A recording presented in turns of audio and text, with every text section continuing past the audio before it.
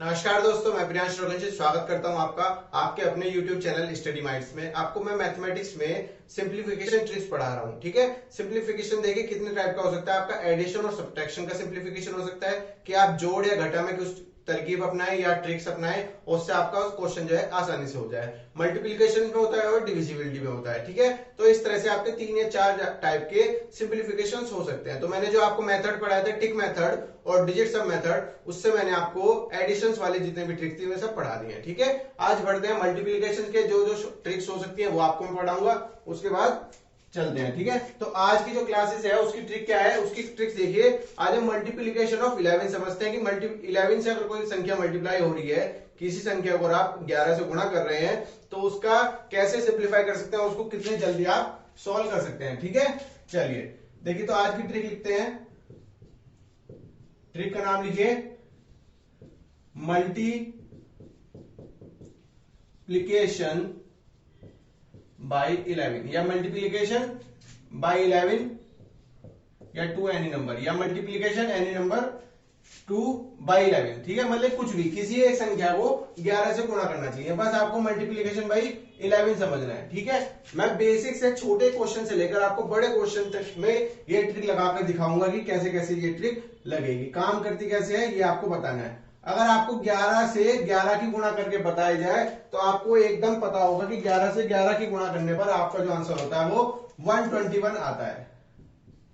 आपको 121 पता होगा क्योंकि ये चीज आपको रट गई है, आपको याद है। मगर क्या आपको इसकी ट्रिक पता है कि कैसे कैसे आता है? देखिए, अगर आपको यहां पर लिखो 11, एक तो हो गया इसमें नंबर, जो ये 11 है ना, ये वाला, ये तो हो गया नंबर जिसको आपको मल्टीप्लाई करना है, जिसको आपको मल्टीप्लाई करना है। 11 की जगह कुछ और भी हो सकता है, आगे जाके मैं बताऊंगा। मगर यहां पर एक ये जो गुणा करके लिखा है, इसका क्या है? ये है 11, जिससे आपको मल्टीप्लाई करना है। ये नंबर है जिसको आपको मल्टीप्लाई करना है और ये नंबर है जिससे आपको मल्टीप्लाई करना है। तो आपको क्या करना है, डायरेक्ट इसमें जब भी आपको इस तरह से क्वेश्चन पूछा जाए कि 11 गुणा 11 क्या होगा, जब भी आपसे पूछा गया 11 गुणा 11 क्या होगा, तो ये वाली डिजिट से स्टार्ट कीजिएगा, यहां से लेफ्ट साइड से, सॉरी राइट साइड से लेफ्ट साइड की तरफ। ठीक है, या फिर राइट साइड से लेफ्ट साइड की तरफ, है ना।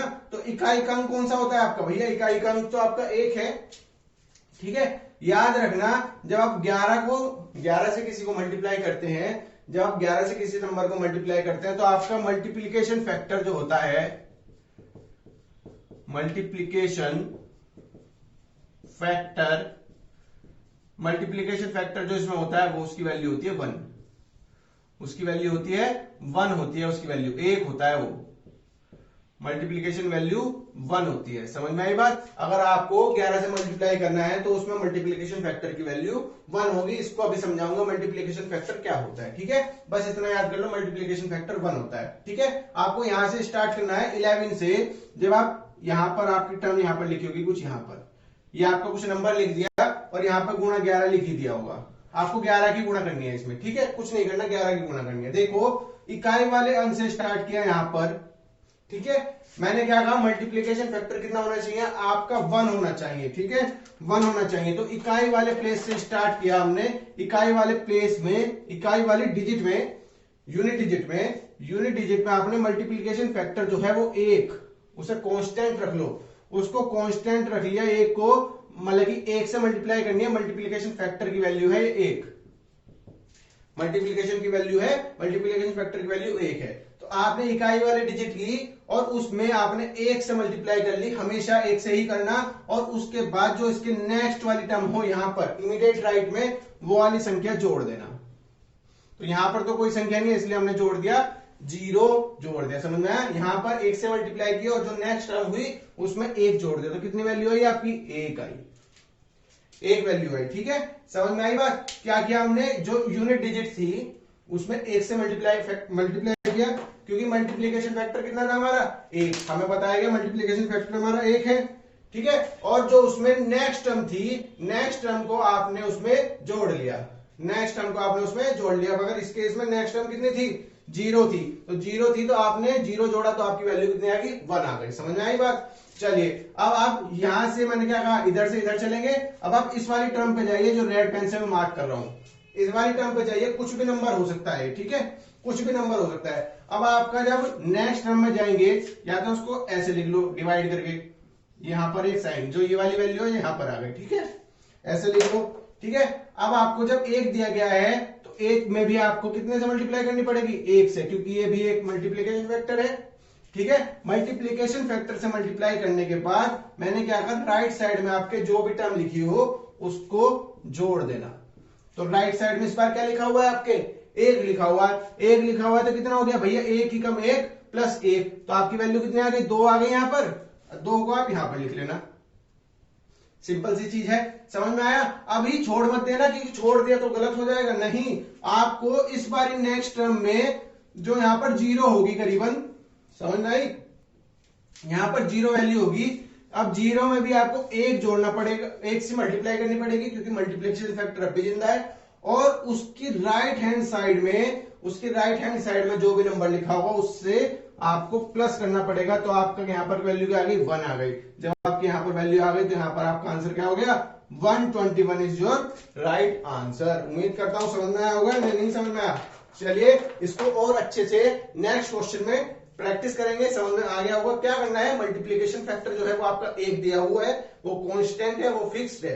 तो आपको जो भी नंबर दिया गया हो, यहां पर पहले यूनिट डिजिट से स्टार्ट कीजिएगा, जो भी नंबर दिया गया हो उसमें एक से मल्टीप्लाई करना, जो मल्टीप्लिकेशन फैक्टर है, और जो राइट हैंड साइड में उसके लिखा वो पहली टर्म उसको जोड़ देना, और कुछ नहीं करना, बस केवल इतना ही करना है, ठीक है। चलिए अब अगर आपसे क्वेश्चन पूछ लिया जाए, क्या, अब अगर आपसे क्वेश्चन पूछ लिया जाए 121 गुना 11 की वैल्यू क्या होगी, 121 गुना 11 की वैल्यू क्या होगी, तो आपको पता होगा कुछ लोगों को कि 11 का क्यूब कितना होता है, 1331 होता है, 1331 होता है। मगर जिस किसी को क्यूब याद ना हो 11 का, तो वो आप ऐसे देख लीजिए, देखें मैं कैसे बताता हूं आपको मल्टीप्लाई करना। भैया आपकी टर्म क्या दी गई है, इस बार 121 दी गई है, 121 दी गई है, ठीक है। अब यहां पर गुणा 11 कर लो और डिवाइड में एक यहां पर वैल्यू लिखना शुरू कर देंगे इस बार, ठीक है। तो आपको पहले कहां से बताया, यूनिट प्लेस से स्टार्ट करना, यूनिट डिजिट से स्टार्ट करना। यूनिट डिजिट आपकी क्या है, एक है यूनिट डिजिट, और मल्टीप्लाई किससे करना है आपको, मल्टीप्लीकेशन फैक्टर हमेशा कितना रहेगा 11 के केस में, एक मल्टीप्लीकेशन फैक्टर रहेगा, और उसमें क्या नंबर जोड़ना है भैया, इससे नेक्स्ट टर्म कितनी है, यहां पर तो 0 दिख रही है, तो 0 ही जुड़ जाएगी आपकी, इससे नेक्स्ट टर्म आपकी क्या है, 0 है। तो आपकी जो यहां पर वैल्यू आ गई वो क्या आ गई, 1 आ गई। तो 1 को आप यहां पर लेफ्ट हैंड साइड में लिख लीजिएगा, समझ में आई बात, लेफ्ट हैंड साइड में लिख लीजिएगा। चलिए अब दूसरे उस पर चलते हैं, दूसरी डिजिट पर। आपको दूसरी डिजिट क्या दी गई है, ढाई के प्लेस पर, 10th प्लेस पर दी गई है 2, 2 जो दी गई है उसको लिखो सबसे पहले यहां पर, ठीक है। इनटू में मल्टीप्लीकेशन फैक्टर कितना है, 1 है मल्टीप्लीकेशन फैक्टर, और जो उससे नेक्स्ट टर्म है, जस्ट नेक्स्ट टर्म है, वो क्या है आपकी +1। तो आपका जो सही आंसर हो गया वो कितना आ गया, 3 आ गया, 2 × 2 और 1 3। तो आप 3 को यहां पर लिख लो, समझ में आई बात। चलिए इसी तरह से बढ़ते हैं अब 100 प्लेस पर, ठीक है, 100वें प्लेस पर, यानी सैकड़े पर, इकाई ढाई सैकड़े पर, ब्लैक कलर से जो मैं लिख रहा हूं उस पर बढ़ते हैं, ठीक है। अब मैंने क्या कहा, जो आपकी डिजिट लिखी हुई है वो 1 है, उसमें आप मल्टीप्लीकेशन फैक्टर 11 के केस में हमेशा क्या लोगे, 1 लोगे। तो इसमें 1 से मल्टीप्लाई की पहले, तो फिर क्या कहा, उसके राइट हैंड साइड में, जस्ट राइट हैंड साइड में जो नंबर लिखा हो उसको लिख देना, क्या करना, उसको लिख देना। तो 1 ही कम 1 + 2 कितनी वैल्यू आ गई, 3 वैल्यू आ गई। तो इसी को 3 को यहां पर लिखा। मगर मैंने क्या कहा, केस अभी आपका खत्म नहीं हुआ, क्योंकि आप इसमें मल्टीप्लाई करोगे। अगर यहां पर क्या लिखा होगा, एक तरह से 0 ही तो लिखा होगा यहां पर, ठीक है, 0 लिखा होगा। मगर 0 में जब आप 1 की मल्टीप्लाई करोगे, मल्टीप्लीकेशन फैक्टर से तो मल्टीप्लाई करनी है, मगर जब आप इसमें राइट हैंड साइड में रखोगे तो 1 आएगा, मतलब कि राइट टर्म रखोगे इसके इमीडिएट राइट वाली, तो 1 आएगा ही आएगा। तो आपका 1 तो आएगा, तो आपका जो इसमें आंसर होगा वो 1 आएगा। तो ये ही आपकी ट्रिक है। 1331 देखो इसमें पहले भी आ रहा था, और 1331 इसमें अब भी आ रहा है, समझ में आई बात। 1331 पहले भी आ रहा था, 1331 अब भी आ रहा है। मगर आपको ट्रिक समझाने के लिए बहुत अच्छी ट्रिक है, क्योंकि इसमें आपको ये सब लिखने की जरूरत बाद में नहीं पड़ेगी। जब आपको एक बार इसमें प्रैक्टिस हो जाएगी, कमांड बन जाएगी अच्छे से, तो आपको ये सब लिखने की जरूरत नहीं, बट डायरेक्ट ये मल्टीप्लाई करके ये समझ में आई बात। चलिए नेक्स्ट क्वेश्चन की तरफ बढ़ते हैं।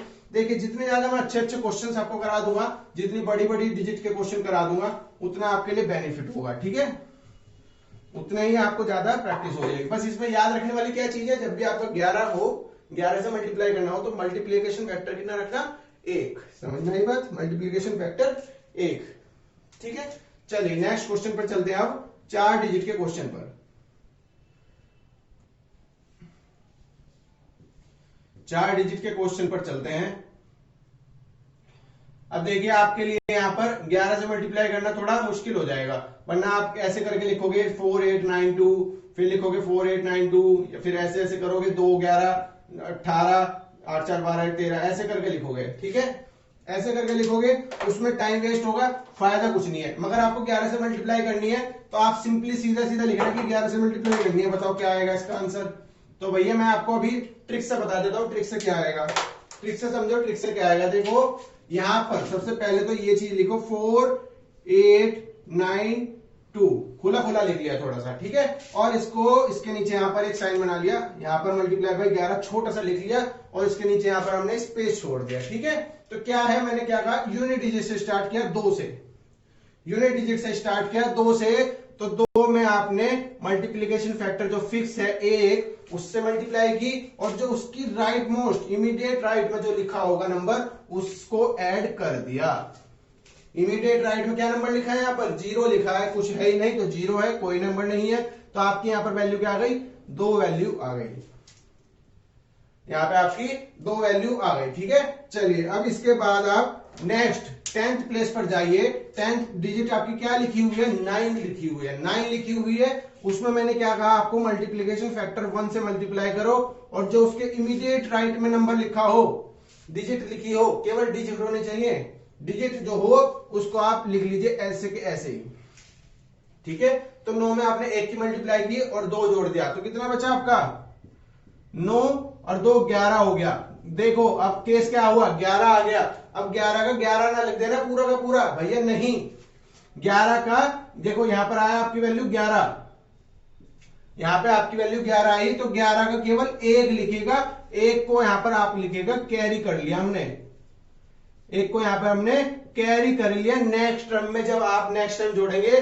तो उसमें आप इंक्लूड करेंगे 11 को, तो जो 11 आया उसकी यूनिट डिजिट तो आपने यहां पर लिख ली, और जो ये वाली 10th डिजिट थी इसको आपने कर लिया कैरी, बोरो कर लिया, दूसरी टर्म में जोड़ेंगे, इस चीज को याद रखिएगा, छोड़ मत देना इसको, ठीक है। चलिए आपको अब चलना कहां पर है, 100 प्लेस पर, सैकड़े पर जाना है। सैकड़े वाली डिजिट क्या है आपकी, भैया 1 है, मल्टीप्लाई किससे करना है, मल्टीप्लीकेशन फैक्टर जो कि फिक्स है उसके वैल्यू है 1, उसमें इमीडिएट राइट में जो टर्म लिखी हुई है उसको जोड़ना है, कितना, 9 को जोड़ना है। मगर आपको एक याद होगा, एक आपका कैरी भी पिछली वर्ष का बचा हुआ है, पिछली बार का एक कैरी भी बचा हुआ है, उस कैरी को आप अब यहां पर जोड़ेंगे, तो 1 जो ये आपकी वैल्यू आई, ये कैरी वाली वैल्यू आई जो यहां से यहां पर इंक्लूड हो गई, कैरी आपका जो यहां पर बचा था 11 का, वो आपका कैरी अब यहां चला जाएगा, ठीक है, समझ में आई बात। तो 9 दूनी 18, देखिए अब आपकी दोबारा यहां पर आ गई 18 वैल्यू,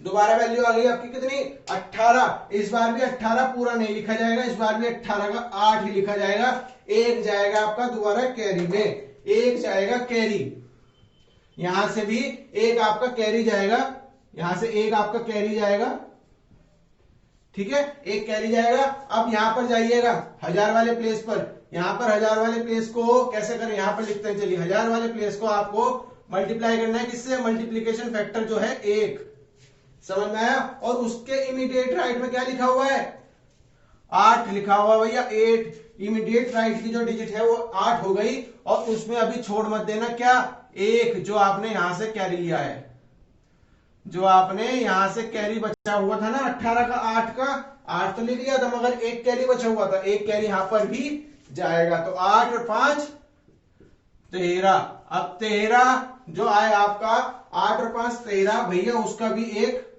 कैरी जाएगा, 1 कैरी यहां पर भी हो जाएगा, अब आपका 1 कैरी यहां पर भी हो जाएगा, ठीक है, समझ में आई तेरी बात। अब इस चीज को छोड़ मत देना क्योंकि यहां पर 0 भी होगी, समझ में आया, 0 भी होगी, तो यहां पर लिख लेते हैं, चलिए 0 अगर यहां पर हुई आपकी, उसमें मल्टीप्लीकेशन फैक्टर से जोड़ना है, सॉरी मल्टीप्लाई करना है, गुणा करनी है। और इमीडिएट राइट में कौन सा नंबर लिखा हुआ है, डिजिट कौन सी है, 4 लिखी हुई है, मगर उसमें एक कैरी भी जोड़ना है जो आपका पहले कैरी आया हुआ है, जो आपका 13 का कैरी बचा हुआ है ना यहाँ का, वो कैरी भी आपको जोड़ना है। तो आपकी वैल्यू क्या है भैया, 0 + 4 और 1 5, 5 वैल्यू आई, तो 5 वैल्यू को आप डायरेक्ट यहां पर पुट कर दीजिएगा, ठीक है। तो आपका जो आंसर होगा वो कुछ इस तरह से बन जाएगा 53812 जी हाँ, यही सही आंसर है और यही आपका आंसर ऐसे आना चाहिए। मगर समझ में आई, जब आपका एग्जाम हो, देखो एग्जाम में ट्रिक कैसे लगेगी, आपको लग रहा है कि बड़ा बड़ा मेथड करा रहे हैं, भैया मैं समझाने के लिए कर रहा हूं, बड़ा मेथड नहीं है। जब आपको प्रैक्टिस हो जाएगी, ये सब चीजें आपको लिखने की जरूरत नहीं, डायरेक्ट आप ये वाली चीज लिखोगे, ये डैश वगैरह बनाने की भी जरूरत नहीं, बस डायरेक्ट ये चीज लिखोगे। समझ में आया, समझ में आया चीज। चलिए अभी मैंने आपको 4 डिजिट का कराया, एक 5 डिजिट का और करते हैं अच्छे से, फिर तो आपको समझ में आ ही जाएगा कि क्या क्या चीजें यहां पर हो रही होंगी, ठीक है। बस मल्टीप्लीकेशन फैक्टर याद रखना, कितना भैया 11 के केस में मल्टीप्लीकेशन फैक्टर 1 होता है, बस ये याद रख लेना, ठीक है। चलिए नेक्स्ट क्वेश्चन की तरफ बढ़ते हैं। 5 डिजिट का नेक्स्ट क्वेश्चन करते हैं। 5 डिजिट का क्वेश्चन क्या आया, 32415 32415। आपको इसकी किससे 11 से मल्टीप्लाई करनी है और आंसर बताना क्या होगा, ठीक है। 11 से मल्टीप्लाई करनी है। देखो अगर मुझे डायरेक्ट क्वेश्चन करना होता है ना भैया, 5 देखो क्या से करता मैं, 32415, ठीक है। 11 से मल्टीप्लाई करना, 11 लिखने की जरूरत नहीं, तो 5 6 और 5, 4 2 6, 3 2 5 और 3, कुछ इस तरह से हो जाता, ठीक है। 5 5 6 कैसे आया वो आपको समझा रहा हूं मैं दोबारा से, मगर इसका आंसर डायरेक्ट अगर आपको प्रैक्टिस हो जाएगी ना, तो आप डायरेक्ट ऐसे लिखोगे, सीधा का सीधा, ऐसे नहीं कि आप कुछ और जोड़ रहे हैं, ठीक है, या कुछ मतलब कि डैश वगैरह बना के, नहीं, कुछ नहीं लिखना। देखो यहां से स्टार्ट करो, 32415, इसकी मल्टीप्लाई किससे करनी है, 11 से, और यहां पर एक लाइन खींच लो नीचे के लिए, ठीक है। आपको क्या पता है क्या है, 11 इकाई के अंक से, यूनिट डिजिट से स्टार्ट करना है, मल्टीप्लाई किससे करनी है भैया, 1 से, और इमीडिएट राइट में उसके क्या लिखा हुआ है, 0 लिखा हुआ है, तो 0 से उसको जोड़ना है। तो 5 वैल्यू जो आएगी वो आपकी यहां पर आ जाएगी, ठीक है। अब यहां पर आएंगे, यहां पर क्या लिखा है, 1 मल्टीप्लाई मल्टीप्लीकेशन फैक्टर से 1, और नेक्स्ट टर्म कितनी हो गई, 5, ठीक है। तो वैल्यू कितनी आई, 6, तो 6 यहां पर आ गई, ठीक है, समझ में आया। अब यहां पर लिखो, 4 पर जाओ, तो 4 मल्टीप्लाई किया 1 से, प्लस ये मल्टीप्लाई करने की जरूरत भी नहीं, तुम मल्टीप्लाई क्यों कर रहे हो भैया, बस ये नेक्स्ट, ये वाली टर्म जो है इसको नेक्स्ट टर्म से जोड़ देना, डायरेक्ट ये कर लो, चाहे तो मल्टीप्लाई करने की जरूरत नहीं है, ठीक है। मगर मल्टीप्लाई करना मैं इसलिए बता रहा हूं क्योंकि अगर आप 12 को मेथड करोगे या 13 को करोगे तो उस ट्रिक में आपका कुछ चेंज हो जाएगा, इसलिए मैं आपको 1 से मल्टीप्लाई करना भी सिखा रहा हूं। अगर आप क्वेश्चन डायरेक्ट कर रहे हैं तो 5 को डायरेक्ट इससे जोड़िएगा नेक्स्ट टर्म से, इसको नेक्स्ट टर्म से जोड़िएगा, इसको 1 से जोड़िएगा, इसको इससे जोड़िएगा, इसको इससे जोड़िएगा, मतलब क्या, 5 में नेक्स्ट टर्म जोड़ी 0, 1 में वो जोड़ी 5 जोड़ा तो 6, 4 में 1 जोड़ा तो 5, और 2 में 4 जोड़ा तो 6, फिर 3 में 2 जोड़ा तो 5, 0 में 3 जोड़ा तो 3, ऐसे कर लो या फिर ऐसे करके देख लो। मैं समझाने के लिए, बेसिक के लिए बता रहा हूं आपको कि 1 से मल्टीप्लाई करना जरूरी होता है, या कोई आपका जो मेथड आप ये वाला कर रहे हैं इसमें भी आपकी 1 से मल्टीप्लाई हो रही है, ठीक है। तो आप कहां पर थे, 4 पर थे, 4 में क्या 1 से मल्टीप्लाई की और नेक्स्ट टर्म को जोड़ दिया, तो नेक्स्ट टर्म आपकी कितनी हो गई, 5 हो गई, ठीक है।